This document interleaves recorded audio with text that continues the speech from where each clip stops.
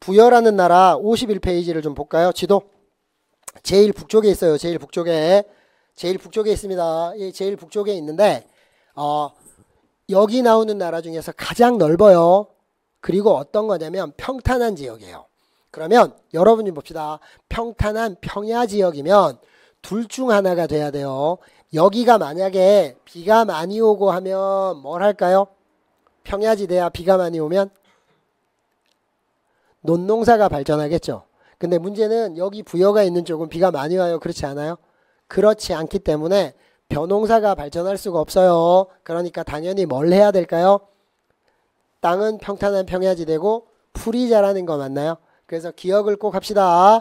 부여라는 나라는 평야지대 옆에 색깔을 칠하시고요. 초록색으로 평야지대 초원에다 색깔을 칠하시고 빨강 볼펜으로 초원이라는 단어에다가 별표를 2개 하세요. 이거를 놓치시게 되면 부여 전체가 감깁니다. 되셨나요? 부여는 무슨 지대? 초원지대. 저 잠깐만 보세요. 저 잠깐만 보세요. 따라합니다. 부여 무슨 지대? 초원지대. 부여 무슨 지대? 한 번만 더 갈게요. 부여 무슨 지대? 초원지대예요. 그러면 농사 지어서 먹을까요? 목축해서 먹을까요? 뭐 해서 먹고 살 것 같아요?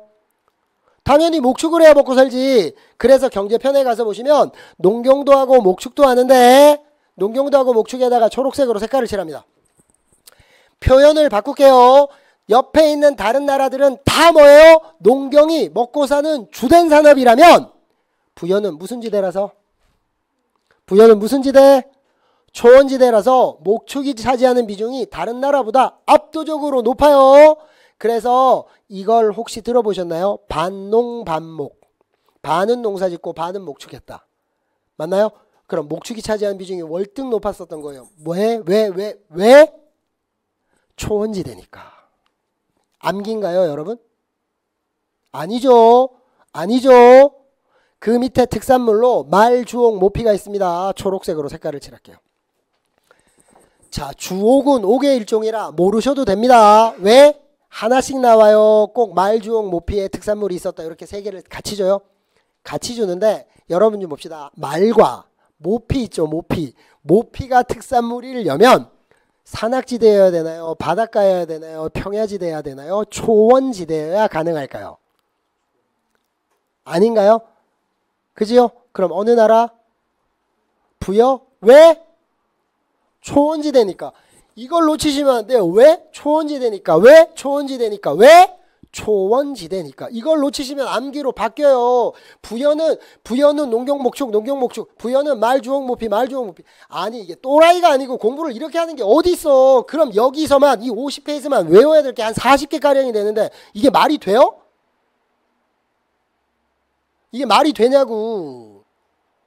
공무원 시험은 아니 한국사가 이게 무슨 암기력 테스트도 아니고 그런 거 아니에요. 저 봅시다. 어디 가서 듣지도 못한 설명을 대한민국에서 정우교만 해드리는 거니까 잘 한번 생각해 보세요. 이거 저 만나서 지금 이 수업 듣는데 잘 보십시다. 듣도 보도 못한 얘기 자꾸 하잖아요. 그지요? 그래서 제 강의 특징이 뭐냐면 새로운 접근법을 제시한다 이런 거예요. 내가 이거 현대사 끝날 때까지 계속 이렇게 얘기해 드릴 테니까 어떻게 이게 극명하고 단순하고 사람이 한 거예요. 이유가 없으면 말이 안 되는 겁니다. 이해되셨죠? 다시 얘기하겠습니다. 여러분 좀 보세요. 목축이 차지하는 비중이 커서 반농반목이다. 왜? 초원지대니까. 그럼 어느 나라? 부여. 특산물이 말 모피예요. 왜? 초원지대니까. 그럼 어느 나라? 부여. 암기 아니죠. 밑에 내려가서 영고 12월에다가 초록색으로 색깔을 칠하시고요. 여기다가 별표를 2개 하세요. 제천 행사의 이름이 보세요. 추석 같은 거에 제천 행사 이름이 뭐다? 영고예요. 뭐라고요? 영고예요. 왜 제천 행사 이름이 영고냐면 맞을 영자 북고자를 쓰는 거예요. 맞을 영자 북고자. 그럼 이 행사의 시작을 알리면서 북을 열라치면서 시작을 하는데 여러분 좀 봅시다. 우측에 있는 다른 나라들은 제천 행사 다 언제 하나요? 10월 달에 하죠. 왜 10월 달에 해요? 그때 수확하니까. 근데 여긴 10월 달에 해요? 12월 달에 해요? 12월 달에 해요. 여러분 좀 보세요. 영고가 중요하냐 12월이 중요하냐? 12월이 더 중요합니다. 12월이 더 중요해요. 빨간 볼펜으로 12월에다 동그라미라세요. 그래서 저 잠깐만 보실까요? 12월에 연고라는 제천 행사를 하였다. 이렇게 문장도 주지만 12월에 제천 행사를 하였다라고 해서 연고를 빼고 주기도 합니다. 그럼 뭐가 더 중요하다는 거예요? 연고 주면 쉽고 12월은 어려운 거 맞나요? 근데 이게 어려운 게 아니야. 왜 어려운 게 아니냐면 다른 나라는 다 농경국가니까 농사지어서 먹고 살았으니까 당연히 수확하고 하는 10월이 중요한 거고, 그러니까 하늘에 감사하다고 고맙다고 제천 행사를 다 10월에 때리는데 얘네들은 농경이 중요하지 않아요. 목축이 중요해. 그러면 수확할 때가 중요할까요? 한 해 덕분에 감사했습니다. 새로운 한 해도 부탁드립니다. 몇 월에 할까요? 12월에 하는 거 아닌가요? 그죠? 그래서 밑에 수렵사회의 전통이라는 표현 보이시나요? 수렵사회의 전통이라는 게 뭐 해먹고 살았다고? 수렵해서. 그러니까 농경국가가 아니야. 그래서 제천 행사를 몇 월에 한다고요? 12월에 하는 거예요. 12월에. 우리 얼마 전 12월 말에 기억나세요? 종로에 가면 보신각이라고 있잖아요. 뭐 하나요? 새해 타종식 하잖아. 그럼 종 치면서 새해 알리나 북 치면서 새해 알리나 그게 그거 아니에요? 이해되시나요? 그럼 잘 보세요. 왜 수렵사회의 전통이라고 한다고요? 12월에 하기 때문에. 왜 12월에 해요? 왜? 초원지대니까. 그럼 어느 나라? 부여 맞나요? 암기인가요 이게? 황당하죠? 황당하신가요? 잘 한번 생각해 보세요. 그들이 처한 자연환경에 어떻게든 극복하고 살면서 그들 고유의 생활 모습이 나타나는 건데 이걸 외우라고 하는 거는 정신 나간 짓 아닌가? 한번 생각해 보세요. 초원지대라고만 생각하면 다 뚫려. 그 밑으로 갈게요. 자, 순장에다가 색깔을 칠하시고요. 우제전복에다가 색깔을 칠하시고요. 형사취수제에다 색깔을 칠하세요. 자, 순장부터 설명을 하겠습니다. 순장. 함께 묻을 순, 장사 지낼 장자를 써요. 그럼 장례를 치를 때 죽은 애만 묻는 거야. 다른 애를 같이 때려 묻는 거야. 같이 때려 묻는 거예요. 그게 함께 묻을 순, 장사 지낼 장자인데 여러분 잠깐만 보세요. 왜 이런 방식을 쓰냐면 이런 거예요. 사후세계, 원시세상에서 오는 사후세계에 대한 믿음이 있기 때문에 얘가 지금 세상에서 잘 나갔어. 그럼 죽고 나서 가는 사후세계, 다음 세상에서도 이렇게 잘 나가라 이런 뜻이에요. 그래서 살아있는 애들 있잖아요. 죽여가지고 집어넣는 거야. 그래서 순장 보면 대가리 빵꾸난 애들이 되게 많아요. 죽였다는 거잖아. 같이 묻었다는 거잖아. 어떤 애들일까요? 옆에서 서포트하던 노비 이런 애들 아닐까요? 그죠? 그런데 이런 의식이 지배층들 하는 이런 의식이 순장의 풍습이 일반 피지배층은 아니에요.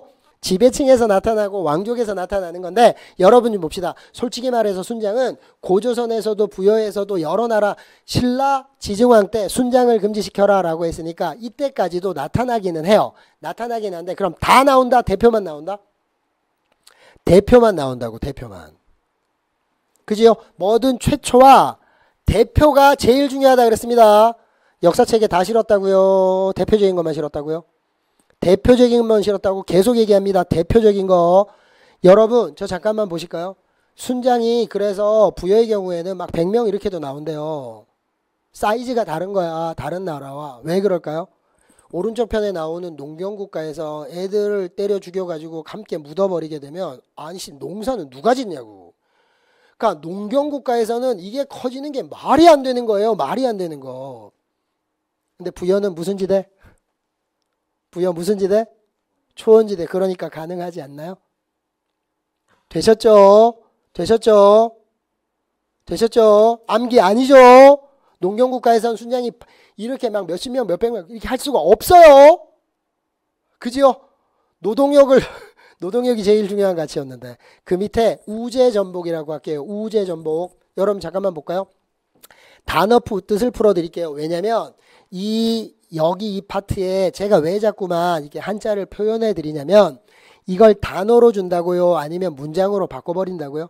바꿔버리는데 이거는 다 어떤 거냐면 그 단어의 한자 뜻풀이에요. 그래서 이걸 자꾸만 하셔야 단어로 줘도 문장으로 줘도 되는데 아무 생각 없이 단어만 외워놓게 되면 그 단어를 못 찾으면 헤매요. 그죠? 우제전복, 다른 말로 우제전법이라고도 해요. 네. 복 옆에다가 가로 열고 법이라고 쓰셔도 돼요. 설명을 드릴게요. 우자가 뭐냐면 소우자예요. 제자가 뭐냐면 굽제자예요. 점은 점치자는 거고요. 복은 점을 쳐서 복을 구하 복을 빌다라는 뜻도 있고요. 법은 점치는 법 이런 뜻이에요. 되셨나요? 이게 왜 부여일까요? 아직도 안 되시나요? 설명드릴까요? 소 있죠, 소. 소의 발굽을 잘라요. 그래서 불 위에다 올려놓는 거야. 그럼 갈라지겠네. 소 발굽이. 그 발굽이 갈라지는 모양으로 기륭하고 불 점치는 거예요. 그러니까 전쟁 같은 걸 해야 될지 말아야 될지 이렇게 해서 소의 굽을 갖다가 해서 갈라지는 모양을 가지고 뭐다? 점을 쳐서 복을 구하다 또는 점치는 법이에요. 이게 왜 초원지대 부여일까요? 여러분 저 잠깐만 봅시다. 농경국가에서 제일 심한 욕이 뭔지 아세요? 농경국가에서 제일 심한 욕. 농경국가에서 제일 심한 욕이 뭐냐면 저놈 저거 나중에 크면 저놈 저거 소도 잡아먹을 놈이다 라는 표현 있잖아요. 그게 농경국가에서 제일 심한 쌍욕이에요. 안 느껴지시죠? 왜일까요? 농경국가에서 소를 잡아먹는다는 건 농사를 짓겠다, 판을 끝내자는 얘기예요. 그래서 조선시대까지도요, 소를 사적으로 도살하게 되면 사형당했다고. 그만큼 농경국가에서 소가 엄청난 거예요. 엄청난 거. 이해되시나요? 우리나라가 단군 왕검이 건국하고 나서 소의 소비가 가장 많은 건 현대사회입니다. 현대사회. 옛날 같으면 택도 없는 거예요. 옛날 같았으면 딱 뭘 먹어야 될까요? 한우를 구워 먹어야 될까요? 아니면 넣어서 삶아서 그냥 국물만 퍼먹는 설렁탕 이런 문화일까요? 딱 봐도 되셨죠? 그래서 잘 보세요. 우제전복은 농경국가에선 택도 없는 얘기예요. 택도 없는 얘기. 그럼 이런 거 많은 게 어딜까요? 소나 말에 굽 잘라가지고 하는 거. 그러면 이렇게 가축 키우는 초원지대 목축국가가 아닐까요? 이해되시나요? 그래서 우제전복 왜? 초원지대니까. 그럼 어느 나라예요? 부여예요. 자 보세요. 지금까지 외울 거 하나도 없죠? 그죠? 뭐만 이해하면 돼요? 초원지대니까 당연했겠네. 아닌가요? 그지요? 그 다음에 뭐로 가셔야 되냐면 형사취수제예요. 형사취수제. 단어 뜻을 풀어볼게요. 형은 우리가 할 때 맏형자예요. 형이 사망하면, 사자가 사망하면 취하다 같다. 수가 뭐냐면 형수예요. 형이 사망하면 형수랑 다시 결혼해서 부인으로 데리고 살아야 돼. 이게 형사 취수제 또는 형사 취수혼, 결혼혼자를 써서 이렇게 얘기를 해요. 여러분 좀 봅시다. 이게 왜 부여일까요? 설명을 드릴게요. 잘 봅시다. 농경국가에서는 여성의 노동력이 중요한가요? 그러니까 이게 덮어놓고 외우니까 이거 생각해보면 당연한 나라 구별인데 이 문제가 심각한 거라고. 여러분 좀 보세요. 시골 가면 할아버지만 고추 따요? 할머니도 고추 따나요? 할머니도 고추 따죠. 그럼 먹고 사는 측면에 여성의 노동력이 중요해요? 안 중요해요? 중요하네. 그럼 여성의 사회적 지위는 낮을까요? 높을까요? 높겠네요. 맞나요? 잘 한번 생각해 보세요. 만약에 엄마가 아버지보다 더 많이 벌어. 그러면 집에서 엄마의 위치는? 아닌가요? 집에서 아버지만 벌고요. 엄마는 그냥 가정만 살피신 거예요. 그럴 때 아버지의 권위는? 이게 똑같을 것 같나요? 현실에서? 아니에요. 아니라고. 봅시다. 초원지대 목축국가는요. 가축을 데리고 나서 방목해서 가축을 관리하는 건 누가 하나요? 남성이 합니다. 맞나요? 밤에 늑대나 이런 맹수들이 가축을 잡아가는 거. 늑대가요. 안 말리면 하루 밤새 양 같은 거 7마리 정도를 물어 죽여서 끌고 간대요. 그러니까 큰일 나는 거 아닌가? 밤에 그런 맹수로부터 나의 가축을 지켜야 되는 건 누가 하나요? 남성이 합니다. 맞나요? 그 다음에 초원지대 대표적인 나라 그 징기스칸 이거 한번 보셨나요? 영화? 그러면 이런 애들을 밤마다 부족 간의 약탈 이런 거 되게 심하잖아요. 그럼 그런 걸로부터 내 가족과 내 가축을 지키는 건 누가 해요? 남성이에요. 잘 보세요. 먹고 사는 걸 죄다 누구만 한다고요? 남성만 해요. 그럼 잘 보십시다. 농경국가의 여성과 이런 초원지대 목축국가의 여성의 사회적 위치가 동일할 것 같나요? 차이가 질 것 같나요? 차이가 지겠죠. 그죠? 농경국가의 남성과 이런 초원지대 목축국가 남성의 권위가 어떨 것 같아요? 차이가 지잖아요. 먹고 사는 걸 다 남자가 해. 그럼 남성의 권위가 높지 않을까요? 매우 여성의 권위는 낮지 않을까요? 이해되셨나요? 그럼 잘 보세요. 초원지대 목축국가예요. 단위 면적당 어느 양 이상의 가축이 풀을 뜯어먹게 되면 풀이 모자라면 뿌리까지 뜯어먹게 되고 그럼 다시는 풀이 나나요? 안 나나요? 그렇지 않기 때문에 어느 정도 풀이 소비가 되면 풀이 풍성한 쪽으로 옮겨가요. 되셨나요? 그래서 함께 모여서 살기가 어려워. 잘 근처 일대에는 살아도 그러면 아들이 성장합니다. 그죠? 그럼 다른 부족의 딸과 결혼을 시켜요. 조계원. 그래서 가축을 좀 떼줘서 그 근처에 다른 지역에 풀 많은 지역에 보내겠죠. 그래서 가축을 키워서 늘려가고 자식도 낳아가고 이렇게 했어요. 근데 갑자기 이 큰아들이 사망했대. 갑자기. 그러면 잘 보세요. 큰 며느리 입장에서 생각해 봅시다. 가축을 기르고 맹수로부터 가축을 지키고 약탈로를 대비하고 이런 걸 해야 되는데 남편이 사망했어요. 여성 혼자서 이게 가능할까요? 불가능하잖아. 그럼 어떤 선택을 해야 돼요? 시댁으로 들어가든가 친정으로 가든가 아닌가요? 그죠? 만약에 선택권을 주고 가라 그러면 시댁으로 갈까요? 친정으로 갈까요? 시댁으로 간다고? 우리 엄마 권가시거든요. 권가는 되게 행복하고 평화주의자고 정가는 다 성격 이상하고 나쁘대. 그래서 뭐 한번 하면 아빠 닮아서 그렇다고 저 그런 얘기 많이 들었거든요. 제가 생각할 때는 저희 외숙모도 그런 얘기를 하시더라고. 예. 그러면 저희 외가의 권가의 정체는 뭘까요? 권신의 정체는. 저희 어머님도 이런 얘기 안 나고요. 시자 들어가면 막 이갈린다 이런 얘기 하잖아. 왜? 되셨나요? 당연히 편한 곳을 찾아가려면 친정 아닌가? 그죠? 그럼 친정으로 갔다고 생각해 봅시다. 잘 보세요. 아들의 아버지였던 시아버지 입장에서 생각해 봅시다. 지금 아들이 사망한 것도 충격이고 슬프겠죠? 맞나요? 근데 모든 것들을 남성이 결정하는 그런 구조의 초원지대 목축국가 부여예요. 그죠? 그리고 그 가축도 누가 준 거예요? 시아버지가 준 거잖아, 아들에게. 맞나요? 그럼 그걸 가지고 다 처갓집으로 갔죠. 친정으로 갔대. 그러면 그게 용납이 될까요? 남성의 권위가 월등 높은 사회에서? 당연히 안 될 거 아니야. 그래서 생각해 본 거야. 아이씨 어떻게 하지라고 봤는데 둘째 아들 있네. 그래가지고 너 임마 형수 데리고 살아. 이렇게 된 거예요. 되셨나요? 그럼 부인이 한 명일까요? 둘일까요? 둘 이상이 돼야 되는 거잖아. 이게 지금 구조가.